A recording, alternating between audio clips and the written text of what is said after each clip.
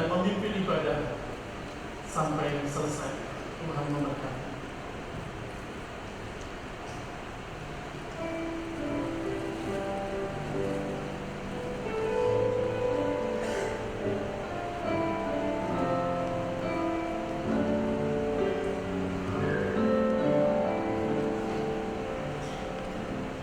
Shalom Bapak Ibu, Saudara dan anak-anak yang dikasihi Tuhan. Apakah Bapak Ibu, Saudara dan anak-anak bahagia? Bahagia. Saya juga bahagia. Saya bahagia dan saya merasa Tuhan menunjukkan saya bahwa musim pasti akan terus berganti. Tetapi Tuhan tidak pernah berubah. Ku berbahagia. Ku berbahagia.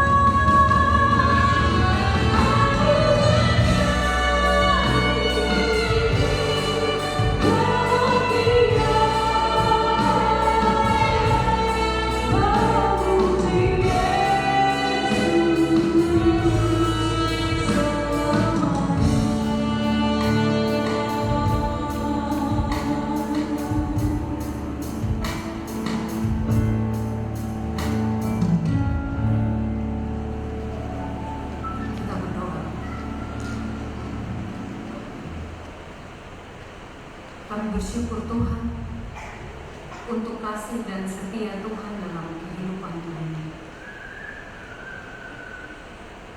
Kami bersyukur karena dalam setiap musim hidup kami yang senantiasa berubah, kami punya Allah yang tidak pernah berubah.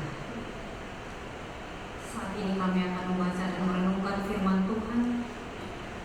Kami mohon Roh Kudus Tuhan berkuasa dalam hati dan seluruh kehidupan kami, baik kami yang menyampaikan maupun setiap kami yang mendengarkan, supaya firman Tuhan sungguh-sungguh menjadi benih yang tumbuh berakar kuat dan berbuah dalam kehidupan kami.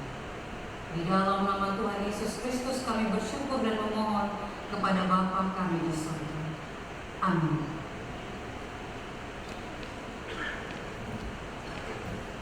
Bacaan firman Tuhan untuk kita pada saat ini diambil dari Yohanes 15, Yohanes pasal 15 ayat 12 hingga ayat yang ke-15.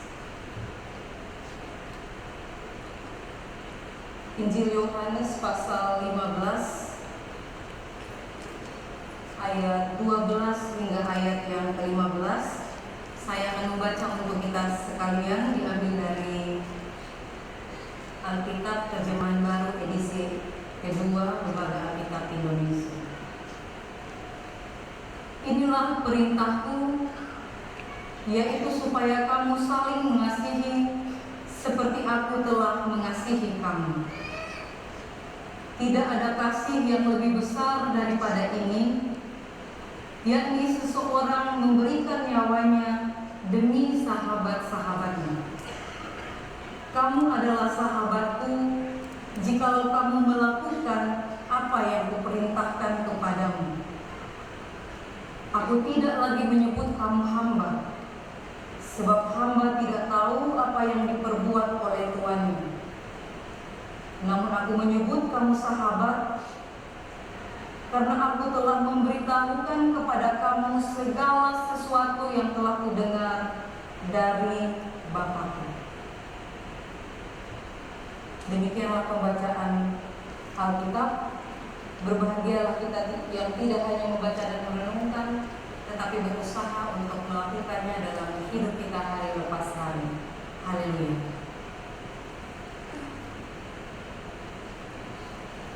Bapak, Ibu, dan Saudara yang dikasihi Tuhan, pada suatu kegiatan ibadah sekolah minggu itu, seorang guru sekolah minggu bercerita kepada anak sekolah minggu. Ada anak sekolah minggu di sini? Iya, ya. Coba tebak ya. Mbak Rumi mau kasih pertanyaan, coba teman-teman menebak, ya. Ya, tebak. Jadi di suatu sekolah minggu ada ibu guru sekolah minggu dan murid-muridnya dan anak-anak sekolah minggu. Ibu guru sekolah minggunya bertanya, kenapa orang Majus yang mau pergi melihat bayinya Tuhan Yesus tidak langsung pergi ke Bethlehem, tetapi mereka harus mampir ke Yerusalem untuk tanya alamat.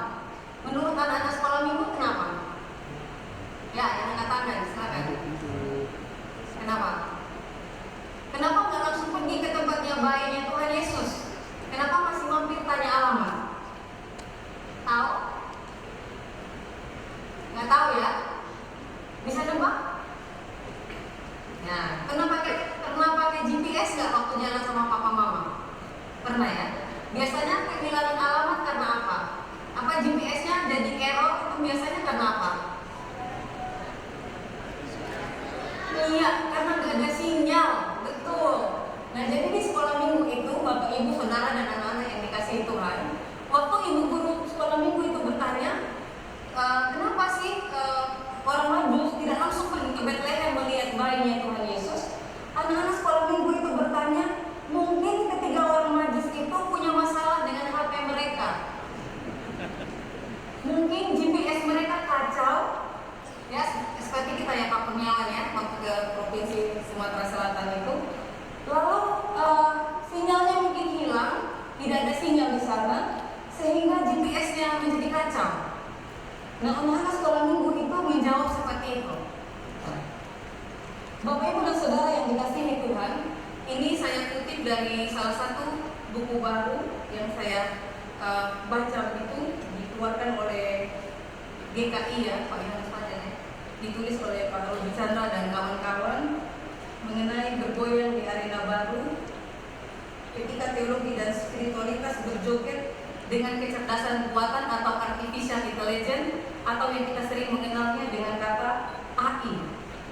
Jadi ternyata anak-anak kita, cucu-cucu kita saat ini, mereka telah berada di dalam yang namanya ekosistem digital. Kalau kita orang-orang tua zaman dulu, kita melihat bahwa Tuhan itu adalah suatu realitas yang tinggi. Kita melihat Tuhan itu pemberi hukum. Makanya kita ke gereja pun kadang-kadang kita takut dihukum. Tapi rupanya anak-anak kita sekarang, mereka mencoba meneliti, rupanya anak-anak kita ini melihat bahwa Tuhan itu, mereka menantang dengan cara berpikir untuk digital itu.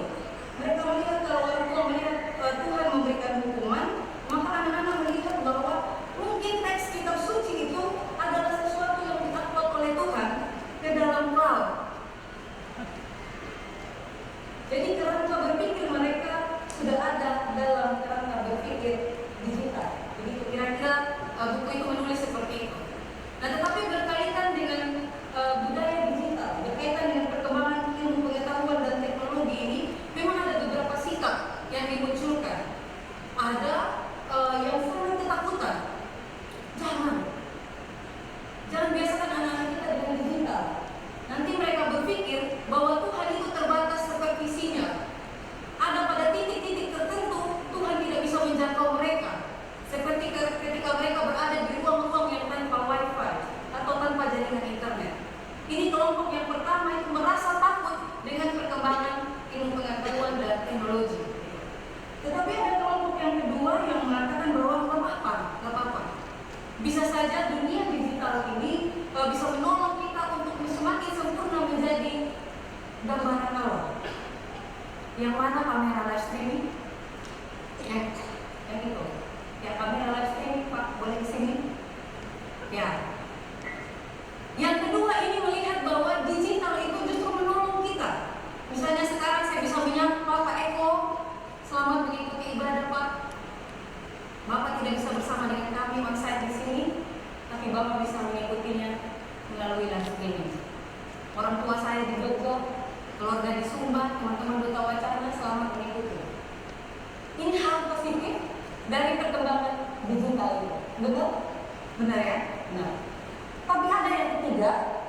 Kelompok yang ketiga adalah dia mengatakan udahlah, gak usah berlebihan sama yang namanya iptek itu. Karena input ataupun output sebuah kecerdasan artifisial itu bergantung kepada manusia. Belum ada robot yang bisa mengendalikan dirinya sendiri. Itu masih sangat bergantung kepada manusia. Nah, kira-kira ada 3 pandangan berkaitan dengan perkembangan teknologi itu. Dan bagaimana dengan kita gereja? Ini saya juga kutip pertanyaan dari buku yang saya baca itu, bahwa apakah kita akan menutup mata atas kenyataan itu lalu kita membentengi diri? Apakah kita menjadi alergi sama sekali? Kita menjadi asing di dalam perkembangan teknologi? Kita katakan gereja tidak boleh bersentuhan dengan hal itu? Atau seperti apa? Padahal, ini tambahan saya, padahal orang-orang yang ada di dalam ruangan ini adalah orang-orang yang dalam bahasa istilah buku itu, orang-orang yang setiap hari berjoget dengan dunia digital. Apakah gereja akan berkontekstual, lalu kontekstual yang seperti apa? Saya bersyukur, saya sengaja mengangkat mengenai keadaan kehidupan kita hari ini di era digital ini, mulai dari laporan-laporan orientasi saya. Dan saya bersyukur sekali sampai pada aplikasi dan perempuan, bahkan di perempuan kemarin ada pemuda yang berani berbicara tentang hal itu, mengatakan bahwa kami ini milenial, kami sekarang berada di dalam keadaan yang seperti ini. Kami bekerja, bukan fisik kami saja yang ditekan, tetapi mental kami juga. Lalu dalam ujian perempuan itu ada seorang ibu dokter dari Rumah Sakit Abdul Muluk gitu. Mbak Lumi, apa hubungan? Coba Mbak Lumi bantu jelaskan kepada kami apa hubungan antara spiritualitas dengan masalah isu mental illness berkaitan dengan dunia yang saat ini. Nah, saya bersyukur karena ternyata apa yang coba saya angkat begitu sejak saya melakukan orientasi itu memuncak dan berbunyi dengan nyaring ketika saya perempuan. Saya merasa apa yang saya sinyalir di GKSBS Tanjung Karang, sebuah gereja di Sinode GKSBS yang berdiri di dalam ibu kota provinsi, masyarakat urban yang didirikan atau berdiri dari orang-orang yang menurut Romo Mangun sebagai nomaden modern, itu ternyata sejalan dengan yang saya pikirkan, sejalan dengan apa yang saya curigai. Kayaknya ini satu dari sekian pergumulan yang sedang dialami. Budaya kita saat ini membuat semuanya menjadi seolah-olah ada bersama, seolah-olah turut merasakan, tapi hanya melalui emotikon. Turut berduka cita ya, Derek Bella Sungkowo, terus kasih Pak Pransenyum, terus kasih tanda menangis, tapi belum tentu turut merasakan. Itu budaya kita. Bu, gimana kabarnya? Ini cucu-cucu ibu. Seolah-olah anak dan cucu kita bersama, tapi begitu video call itu dimatikan, hanya Tuhan dan tahu relung hati kita yang paling dalam. Aku kangen. Mau ya liburan, kirim satu fotoku ke rumah. Biar aku ada teman.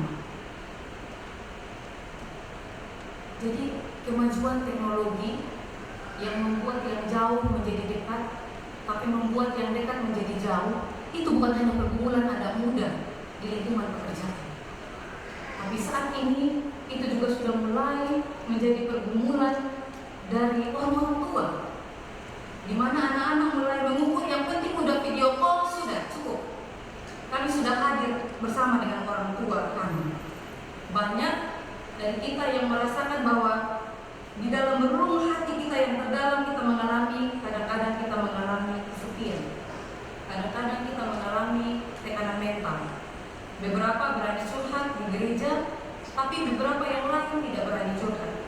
Beberapa baik-baik saja, tapi beberapa yang lain sudah mengalami sakit. Karena orang bertanya, kalau keadaan saya seperti ini, saya merasakan kesepian, kadang-kadang saya merasakan tertekan di dalam diri saya harus kemana? Kalau saya ke gereja, apakah gereja mengerti kalau dunia sekarang ini sudah sangat menyadari bahwa hidup kita bukan hanya berbicara tentang spiritual, tetapi kita juga berbicara tentang emosional, tentang kesehatan mental dan seterusnya. Kalau saya terbuka pergumulan mental saya terhadap Bapak Ibu anggota majelis, apakah ini adalah sesuatu hal yang lazim bagi mereka? Apakah gereja sudah siap berhadapan dengan pergumulan aktual ini? Apakah nanti saya dibilang orang gila? Akhirnya saya menahan langkah saya dan saya tidak mau pergi ke gereja. Saya pendam sendiri pergumulan saya. Bapak Ibu dan Saudara yang dikasihi Tuhan, saya catat betul apa yang disampaikan oleh psikolog forensik Reza Indragiri waktu tanggal 12 Maret 2024 yang lalu. Ada satu keluarga yang terjun dari lantai 22 mungkin ya, sebuah apartemen di Jakarta Utara. Reza Indragiri, saya catat betul kata-katanya itu bahwa ini bukan masalah, ini adalah masalah kurangnya promosi jaring sosial. Sebenarnya peristiwa itu mungkin bisa dicegah kalau anak-anak itu punya bude, punya tempat mereka cerita bahwa ayah kami punya rencana seperti ini, ibu kami punya rencana seperti itu. Reza Indragiri menggarisbawahi bahwa ini bukan sekedar depresi, ini isu kita, ini pergumulan kita di Indonesia, bahwa hari ini di Indonesia sudah sangat kurang promosi jaring sosial, bahkan mungkin dalam lingkungan keluarga kita sendiri. Nah, saya pikir ini bagus. Ini gereja menjadi dapat job begitu, dapat panggilan, dapat pekerjaan tentang bagaimana gereja membangun habituasi itu. Gereja membangun habituasi jaring sosial, di mana orang berani bercerita pergumulan batin yang paling terdalam. Karena banyak orang yang punya telinga dan mampu mendengar, karena banyak orang yang mampu menyimpan rahasia orang lain, dan tidak memutarbalikkan di luar lalu membuat orang semakin terluka. Gereja bisa menjadi pilihan orang-orang yang datang untuk membawa pergumulan-pergumulan mereka. Sore hari ini saya mengajak kita bergumul tentang itu, dan saya juga mengajak mari kita melihat di dalam Yohanes pasal 15 ayat 12 sampai ayat yang ke-15 yang kita baca tadi. Saya mengangkat tema kamu adalah sahabatku. Bapak Ibu dan Saudara yang dikasihi Tuhan, kalau saya hari ini berdiri di sini sebagai pendeta Bapak Ibu, karena dalam perjalanan kehidupan saya juga Tuhan kirimkan sahabat-sahabat untuk saya. Karena itu ketika saya mengangkat tema kamu adalah sahabatku, saya hanya ingin membagi kesaksian kehidupan saya bahwa ketika kita bisa memberi diri untuk menjadi sahabat bagi orang lain, ada hal besar yang terjadi yang kita nggak tahu terjadi dalam kehidupan orang lain itu. Pada ibadah kita saat ini, ada sahabat saya yang hadir dari jauh. Orang yang menemukan saya juga generasi milenial. Ketika saya ada di titik-titik terdalam itu dan gak berani cerita, gak tahu harus bercerita kepada siapa, karena orang tua saya yang duduk di sana, mereka ada di Nusa Tenggara Timur. Karena bercerita kepada mereka pun sulit. Merantau ke Jogja itu maunya saya.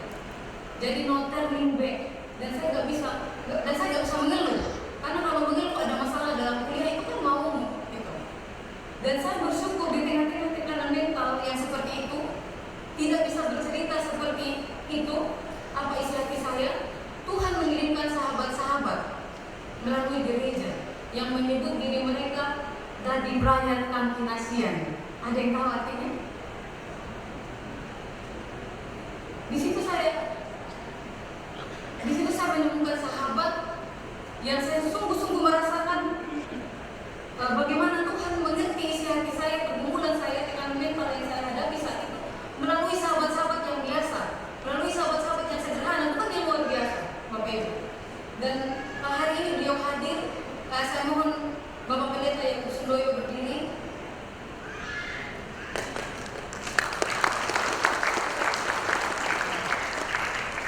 Terima kasih. Beliau keluar dari ruang gereja, saya bilang, Papa, boleh nggak saya ikut di gereja di sini? Dan akhirnya saya menjadi bagian dari panjang ceritanya Bapak Ibu. Tetapi di situ Bapak Ibu, saya sungguh-sungguh merasakan bahwa betapa sahabat itu luar biasa. Ini mungkin hanya sebuah cerita, tapi saya ingin mari kita melihat apa sih sahabat itu di dalam pandangan Tuhan sendiri. Kita lihat di dalam Yohanes pasal yang ke-16, ke-15, ayat 12 hingga ayat yang ke-15. Sebenarnya itu adalah satu rangkaian terkait dengan Yesus, terkait dengan pokok anggur dan rantingnya. Di ayat yang ke-9, Tuhan Yesus menyampaikan bahwa Dia mengasihi murid-murid dan semua orang seperti Tuhan Allah Bapanya telah mengasihi. Kemudian di ayat yang ke-10, Yesus menyatakan bahwa mereka, para murid itu harus tinggal di dalam kasih-Nya dan harus mengikuti perintah Bapanya. Di ayat yang ke-11, keadaan itu dipandangnya sebagai sukacita yang luar biasa yang Dia bagikan agar sukacita para murid itu menjadi penuh.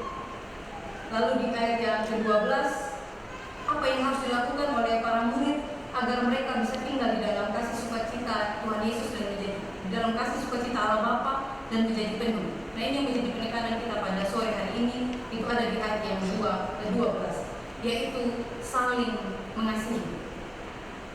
Supaya sukacita kita menjadi penuh, kita harus saling mengasihi. Di ayat yang ke-13 dikatakan bahwa tidak ada kasih yang lebih besar daripada kasih yang memberikan nyawanya bagi sahabat-sahabatnya. Di awal abad yang ke-20, seorang teolog yang bernama Andreas Nigret mengatakan bahwa ada hierarki di dalam kasih. Yang paling tinggi itu agape, lalu filia, lalu eros, storge, dan seterusnya. Tetapi kalau kita melihat di ayat yang ke-13 ini, benar yang diteliti oleh teolog lainnya, termasuk di Indonesia ada Anintaios Adi Prasetya, bahwa Yesus sendiri mengatakan bahwa tidak ada agape yang lebih besar dari agape yang memberikan nyawa bagi sahabat-sahabatnya. Berarti ayat 13 ini sedang menekankan kepada kita bahwa betul, sebenarnya kasih itu tidak ada hierarki. Dalam setiap dimensi, kasih itu menjadi berharga, menjadi tinggi, menjadi bernilai. Dalam dimensi persahabatan, filia. Dalam dimensi yang lainnya, agape. Ini penting Bapak Ibu dan Saudara yang dikasihi Tuhan, supaya kita tidak menganggap enteng tentang kata sahabat tadi. Cuma persahabatan, udahlah. Yang saya perjuangkan selama kemah saya di muka bumi ini belum dibongkar adalah agape. Supaya tidak seperti itu. Supaya kita sungguh-sungguh menghargai filia itu. Karena Yesus sendiri mengatakan tidak ada kasih agape. Saya lihat ke bahasa aslinya. Tidak ada agape yang lebih besar dari agape yang mampu memberikan nyawanya bagi sahabat-sahabatnya.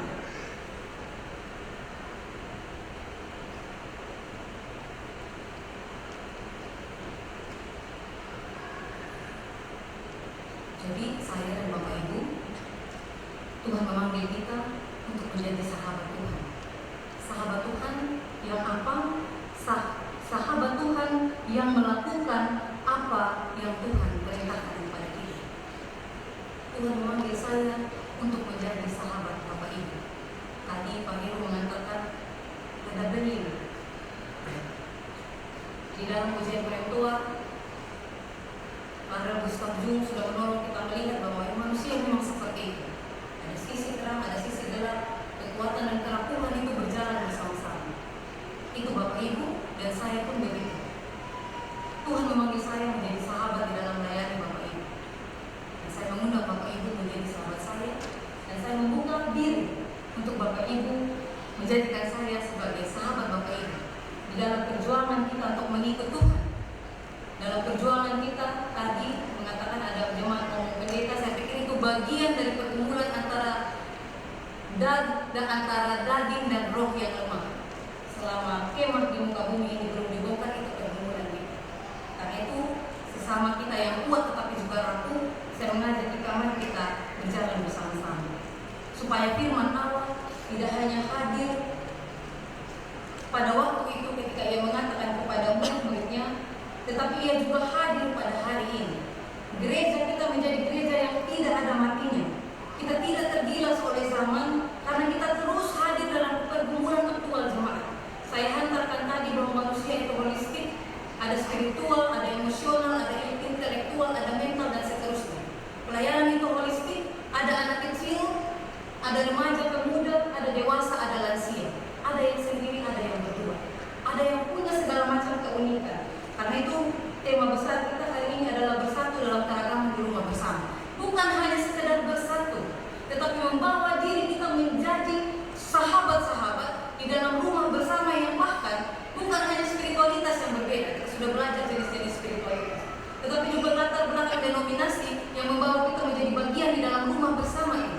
Kita dipanggil untuk menjadi sahabat antara satu dengan yang lainnya. Lampung, Bandar Lampung, dan Lampung bahkan Sumbaksel atau beberapa kota lainnya, bahkan dunia ini saat ini sedang tidak bersahabat. Politik, peperangan yang mengerikan sedang terjadi. Kita tonton itu di televisi. Cuaca, alam yang sedang rusak, dan itu juga bagian dari intervensi kita dalam kerusakan alam itu.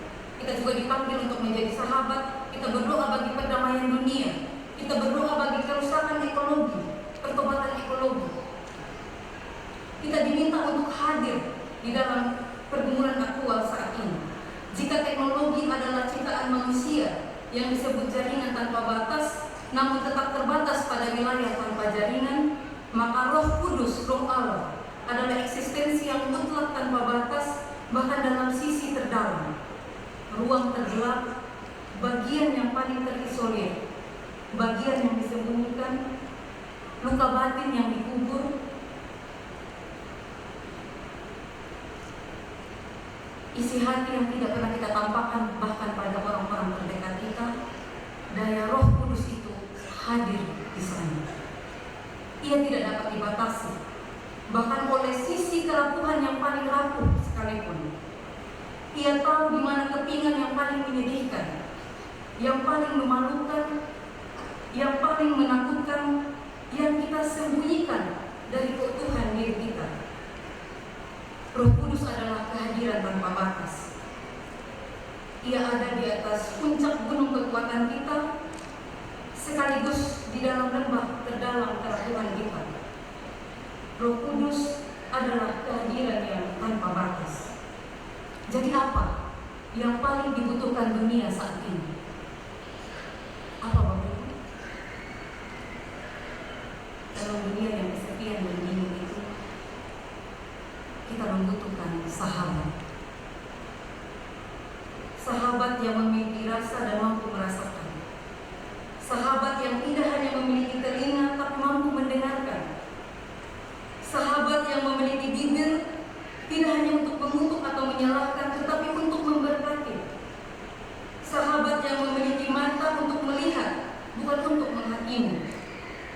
Sahabat yang tidak hanya memiliki tangan dan kaki, tetapi mampu meraih dan merangkul mereka, bahkan mereka yang tidak pernah bicara. Kamu adalah sahabatku jikalau kamu berbuat apa yang kuperintahkan kepadamu. Amin. Saat teduh untuk itu.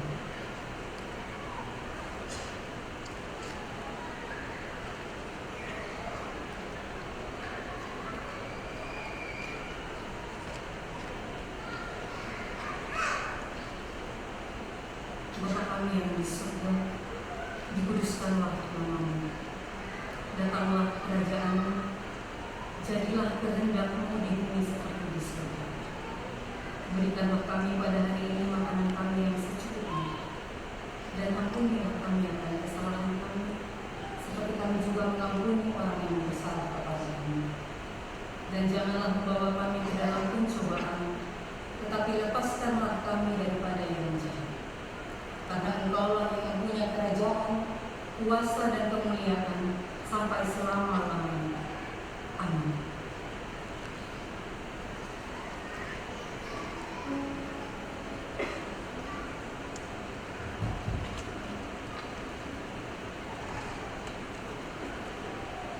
Menggenapi uraian firman yang sudah disampaikan oleh Pendeta Arlen Hendrina Mangi Lomi SSI Theo CCM melalui khotbah sebelumnya, mari kita naikkan syukur dengan kita nyatakan dalam buku persembahan syukur yang akan didasari dari kitab 2 Tawarikh 29 ayat 11. Anak-anakku, sekarang janganlah kamu lemah, karena kamu telah dipilih Tuhan untuk berdiri di hadapannya, untuk melayani Dia, untuk menyelenggarakan kebaktian dan membakar korban baginya. Kita pujikan NKB 133 bait 1-3, syukur padamu ya Allah.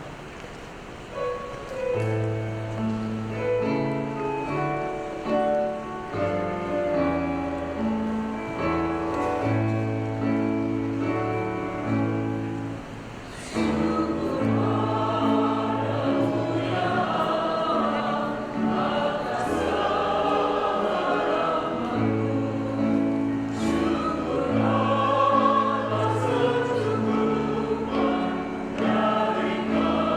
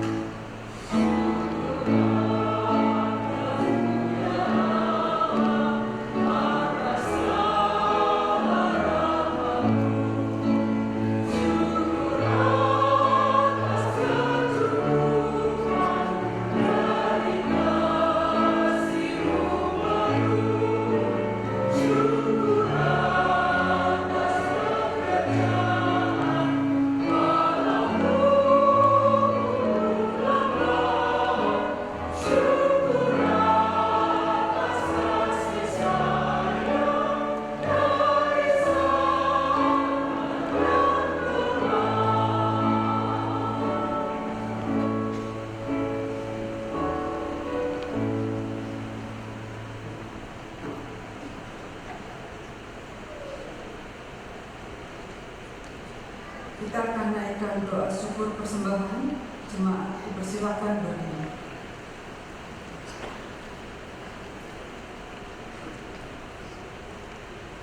Ya Allah yang esa, Bapa kami yang pengasih lagi penyayang, pada hari ini Engkau telah menganugerahkan Pendeta Romi sebagai gembala untuk membina iman kami, agar kami tetap berada di dalam Tuhan Yesus Kristus sebagai jalan dan kebenaran dan hidup kami.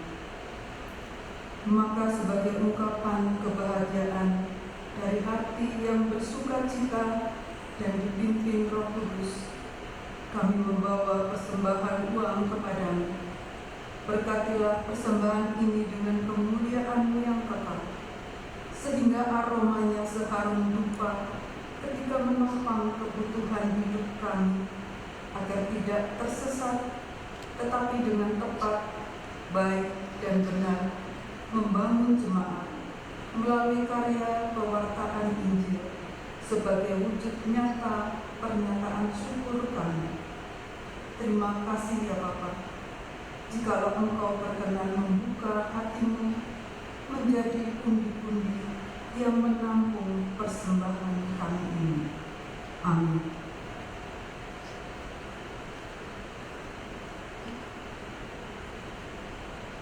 Jemaat yang dikasihi Tuhan, pergilah dalam damai sejahtera bersama Allah yang menyahabatimu dalam segala kekuatan dan kerapuhanmu, serta terimalah berkat Tuhan.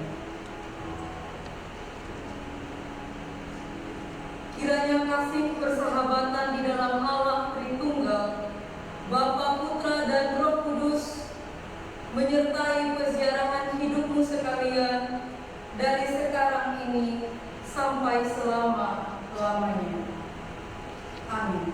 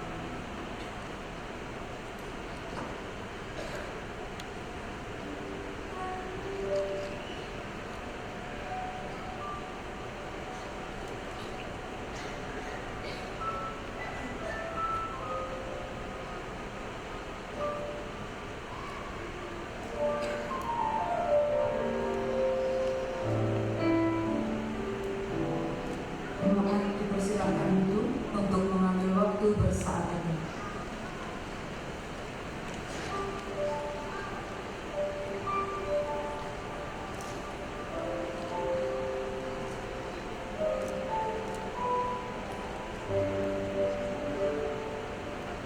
Betul selesai, foto bersama dengan majelis jemaat.